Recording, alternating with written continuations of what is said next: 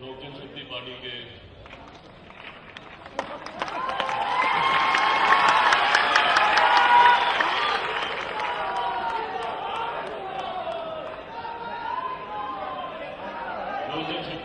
हमारे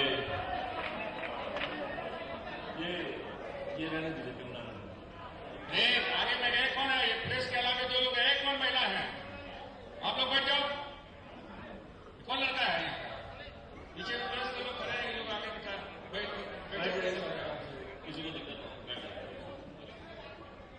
लोक जनशक्ति पार्टी के हमारे राष्ट्रीय अध्यक्ष माननीय रामविलास पासवान जी, यहाँ मंच पर मौजूद हमारे दलित सेना के राष्ट्रीय अध्यक्ष माननीय रामचंद्र पासवान जी, यहाँ मौजूद हमारे दलित सेना के प्रदेश के अध्यक्ष अनिल कुमार साधु जी, यहाँ पर मौजूद हमारे लोक जनशक्ति पार्टी के राष्ट्रीय महासचिव आदरणीय डॉक्टर सत्यानंद शर्मा जी, दलित सेना के नेशनल वर्किंग प्रेसिडेंट सूर्यमणि भीमगढ़े जी, यहाँ पर मौजूद हमारे पूर्व मंत्री छेनीलाल राम जी, यहाँ पर मौजूद हमारे पूर्व विधायक विजेंद्र चौधरी जी, राम विनोद पासवान जी, पूर्व विधायक हमारे भाई कुमार सर्वजीत जी, हमारे प्रधान महासचिव लोजपा के राघवेंद्र कुशवाहा जी, जियालाल जी, अमर पासवान जी, और भी यहाँ पर मौजूद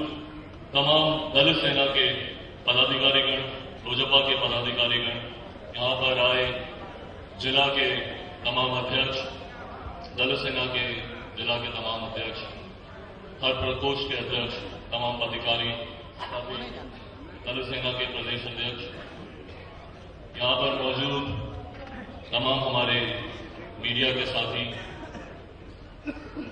आदरणीय बुजुर्ग, माताएं, बहनें, खासतौर पे मेरे नौजवान युवा साथी,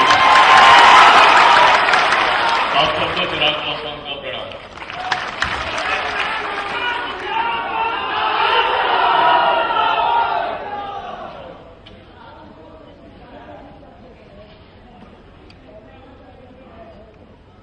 साथियों, 9 अक्टूबर 1983 जब दलित सेना का गठन हुआ था, तब भी मैं मौजूद था, उस दिन भी था, रोज में था। ये नहीं बोलूंगा कि नॉस्टैल्जिक फील कर रहा हूं, उस वक्त याद ही नहीं था कि क्या हो रहा है, होश ही नहीं था। पर आज 30 साल बाद आप लोगों के बीच आने का, आप लोगों के बीच अपनी बातें रखने का मुझे मौका मिला। खुशी हो रही है ये देखकर। राष्ट्रीय अध्यक्ष नहीं बोलूंगा, पिताजी बोलूंगा अभी।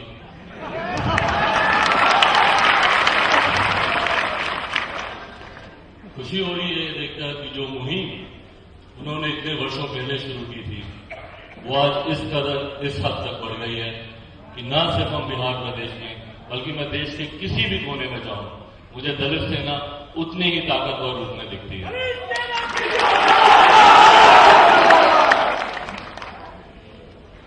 ये जो नई जिम्मेदारी मुझे दी गई है, केंद्रीय संसदीय बोर्ड का अध्यक्ष बनाकर, इस नाते काफी प्रदेशों में घूमने का मुझे मौका मिला, जाने का मौका मिला, वहां पर अपने लोगों से, अपने कार्यकर्ताओं से मिलने का मौका मिला। पीछे अमृतसर गया हुआ था, गुजरात गया था, राजस्थान गया था, अभी हाल ही में चेन्नई में था, मदुरई में था। जहां जहां गया, दलित सेना की मजबूती, उसकी ताकत, उसके विस्तार का एहसास हुआ, और ये सिर्फ और सिर्फ आप लोगों की मेहनत है।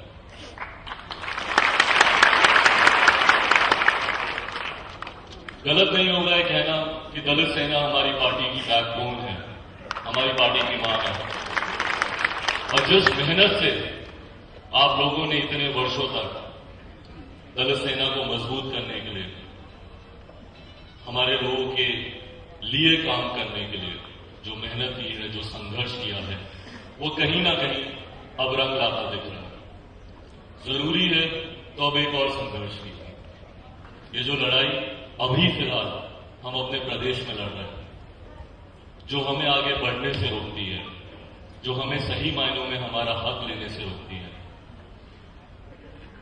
राजनीतिक दल का नेता होने के नाते ये बातें कहूंगा तो ऑब्वियस लगेंगी, पर हकीकत भी यही है। एक बिहारी होने के नाते आज जब मैं बिहार के हर जिला का भ्रमण कर रहा हूं, हर गांव-गांव जा रहा हूं, पीछे नालंदा में था, आरा गया था, अभी हाल ही में मैं जमुई में था, मुजफ्फरपुर में था, मैं कल गोपालगंज गया हुआ था, बरारी में थे। जहां जहां भी जा रहा हूं, सिर्फ एक चीज उभर कर सामने आती है, हमारी राज्य सरकार की नाकामी, जो हमें आगे बढ़ने से रोक रही है, जो सही मायनों में हमारे विकास को रोक रही है। इन 8-9 वर्षों में जिस तरह से राज्य सरकार ने हर स्तर पर हमें बढ़ने से रोका है, भले वो शिक्षा हो, भले वो हमारी आर्थिक समस्याएं हो, भले वो हमसे जुड़ी हुई रोजगार की समस्या हो, स्वास्थ्य की समस्याएं हो, हर स्तर पर हमें रोका गया। यही आज सबसे बड़ी वजह है कि बिहार आजादी के 66 वर्षों के बाद भी पिछड़ा, और ये अफसोस होता है बिहारी होने के नाते। नेता बहुत हैं यहां पर, नीतियां भी बहुत हैं, कमी है यहां पर तो सिर्फ नेताओं में नहीं है जो हमारी राज्य सरकार है। मुंबई में रहता था, वहां पर काम करता था, हकीकत है एक ऐशो आराम की जिंदगी जी रहा था। क्या वजह थी मेरी वो सब छोड़कर यहां आने की?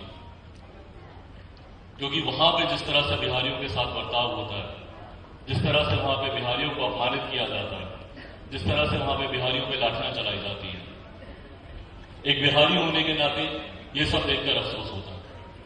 पर उससे ज्यादा दुख तब होता है कि इतना होने के बावजूद हमारी राज्य सरकार, हमारे मुख्यमंत्री जी, यहां के मंत्री खामोश रहते हैं। एक वक्तव्य वो इस तरह का नहीं देते जो दूसरे प्रदेशों में संकेत दे कि हम बिहारी सम्मान से जीने के लायक हैं। ये सबसे बड़ी वजह थी मेरी राजनीति में आने की।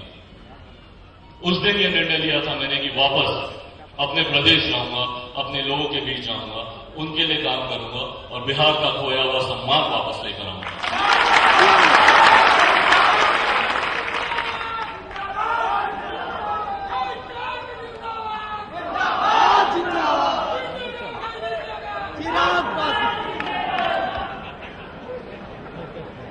हम बिहारियों के साथ जुड़ी हुई बहुत समस्याएं, हम लोगों के साथ जुड़ी हुई बहुत समस्याएं, इतने वर्षों में जो हमारी अनदेखी हुई है वो हमारी सबसे बड़ी समस्या है।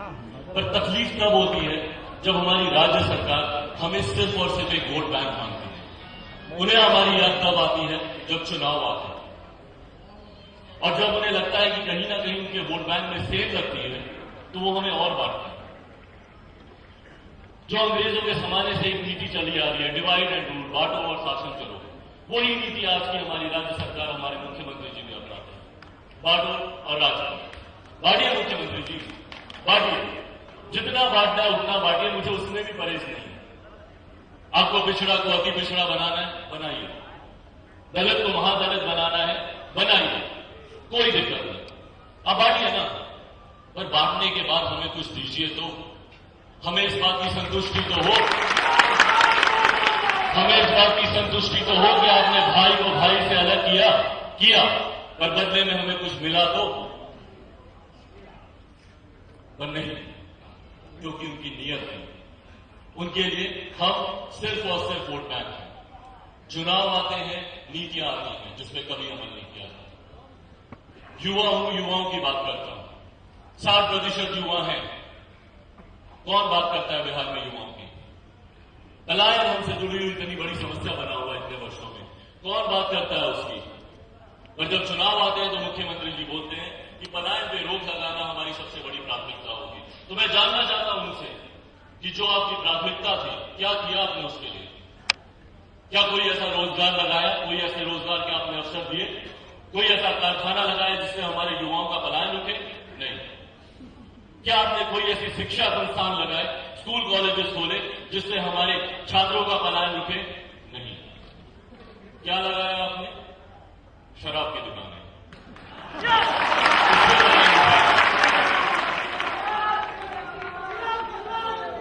शराब पीजिए, नशे में पड़े रहिए, पलायन रुकेगा। युवाओं से जुड़ी हुई समस्या का इनको एहसास ही नहीं है। जब चुनाव आते हैं सिर्फ हमें रोजगार का लालच देके मुख्यमंत्री जी शांत हो जाते हैं। मैं इनसे जानना चाहता हूं क्या सिर्फ रोजगार ही हमारी समस्या है? कौन बात करेगा हमारी अच्छी शिक्षा की? कौन बात करेगा हमारी स्वास्थ्य सेवाओं की? कैसे हम अच्छा रोजगार की उम्मीद रखेंगे जब हमारी शिक्षा ही अच्छी नहीं होगी? कैसे हम एक अच्छी शिक्षा की उम्मीद रखेंगे जब हमारी सेहत ही ठीक नहीं होगी? बचपन में जब हम जन्म लेते हैं हम कुपोषण के शिकार ना हो, इस चीज का ध्यान कौन रखेगा? हमारा एक सुरक्षित जन्म हो, इस चीज का ध्यान कौन रखेगा? जो मां हमें जन्म देती है वो गर्भवती हो, उस वक्त उसका ढंग से पालन पोषण हो, इस चीज का ध्यान कौन रखेगा? कोई बात नहीं। तो जब ये सरकार हर स्तर पर नाकाम है तो क्या वजह है कि हम इनके साथ जुड़े रहे? जब ये हमें स्वास्थ्य सुरक्षा नहीं दे सकते, जब ये हमें शिक्षा की सुरक्षा नहीं दे सकते, जब ये हमें रोजगार की सुरक्षा नहीं दे सकते, जब ये हमारी माता बहनों को सम्मान की सुरक्षा नहीं दे सकते, जब ये हमारे बुजुर्गों को एक संतुष्ट जीवन की सुरक्षा नहीं दे सकते, तो क्या वजह है हम इनके साथ जुड़े हैं? आपसे मैं जानना चाहता हूं ऐसे हाल फिलहाल के वर्षों में कौन सा ऐसा मौका था, कौन से ऐसे हमारे दुख की घड़ी थी जब हमारे मुख्यमंत्री जी हमारे साथ हुए? पीछे मैं गया था बाबा, जहां हमारे 7 आदिवासी भाइयों को मार दिया गया, वहां चिराग पासवान जाता है, मुख्यमंत्री जी नहीं जाते। क्यों? क्योंकि उन्हें कोई फर्क नहीं पड़ता। फॉरबिसगंज जहां हमारे मुसलमान भाइयों को मार दिया जाता है, वहां चिराग पासवान जाता है, मुख्यमंत्री जी नहीं जाते। क्यों? क्योंकि उन्हें कोई फर्क नहीं पड़ता। शिवर में जहां दिन दहाड़े हमारे जिला अध्यक्ष की हत्या कर दी जाती है, एक आम आदमी जिए या मरे, वहां चिराग पासवान जाता है, मुख्यमंत्री जी नहीं जाते, क्योंकि उन्हें कोई फर्क नहीं पड़ता। जब हमारे शहीद भाइयों की यहां पे लाश आती है, वो हमारे शहीद भाई जो दिन रात सरहद पर हमारे लिए लड़ाई लड़ते हैं ताकि हम चैन की नींद सो पाए, हमारे मुख्यमंत्री जी चैन की नींद सो पाए, उनके मंत्री चैन की नींद सो पाए, जो उस रात भी सो रहे थे जब एयरपोर्ट पे उनकी लाशें आई, वहां चिराग पासवान जाता है, मुख्यमंत्री जी नहीं जाते। तो मुख्यमंत्री जी जब आपको हमारे दुख दर्द से कोई फर्क ही नहीं पड़ता, तो आपके होने या ना होने